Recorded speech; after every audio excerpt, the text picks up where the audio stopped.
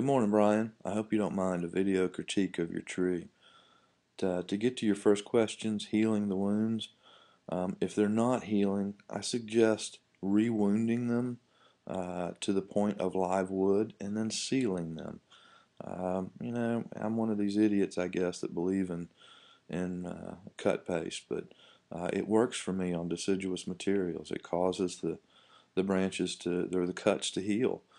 It helps them get started in that healing process, and once they get started, they heal in no time. So I think some of these little ones, now it could be that it's dead around it, and that's why it's not healing. If that's the case, you're probably out of luck.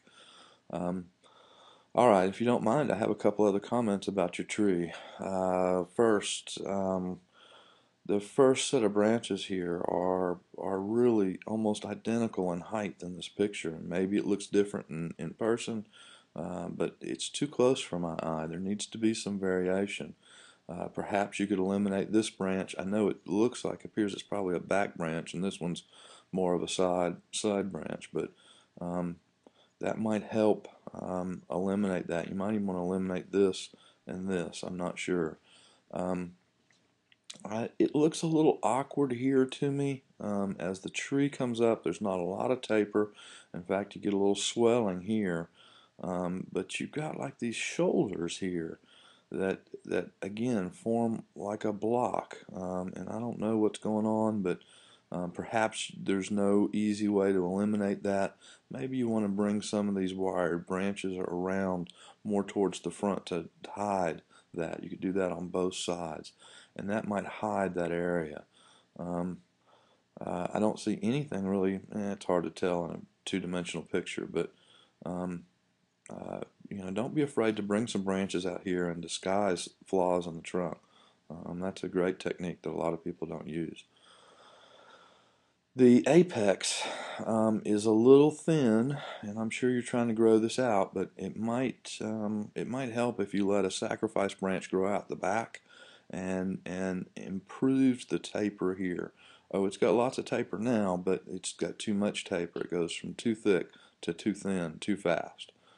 So a sacrifice branch might help thicken this base up. I would pick something on the back side. I imagine there's already a big scar on the back side where this trunk was chopped. So I would let something out grow above this connection and let it grow out long for a year or two or maybe more, and I think it'll improve that. The last thing I see, and I hate being so critical of such a nice tree, but I see this little tiny apex. I'm just not comfortable, if I put my thumb over that. Of course, you can't see that. What I see is this nice old tree. It's got a lot of character and gnarly branches and a gnarly trunk, and then it's got the apex of a very young tree.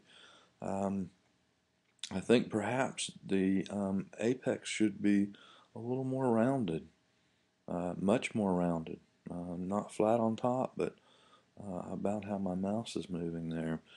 I just think that's going to give you a tree with a little more character in the end. I don't think you need this branch whatsoever at all.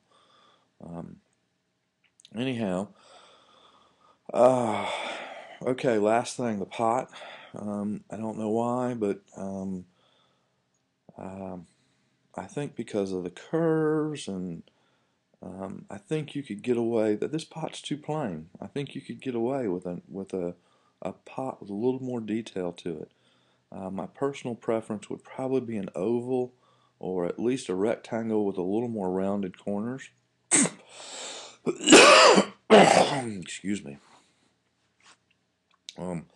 I think perhaps it could be a little shallower, and it could have a little detail in it. So many times today's pots have too much detail for the tree, but this tree has a lot of age and a lot of character, and it could support a little nicer container here. Of course, all of this is just simply my opinion, so take it for what it's worth. Didn't cost you anything, so do with it as you may. All right, thanks, Brian. Thanks for letting me talk about your tree. Have a great day.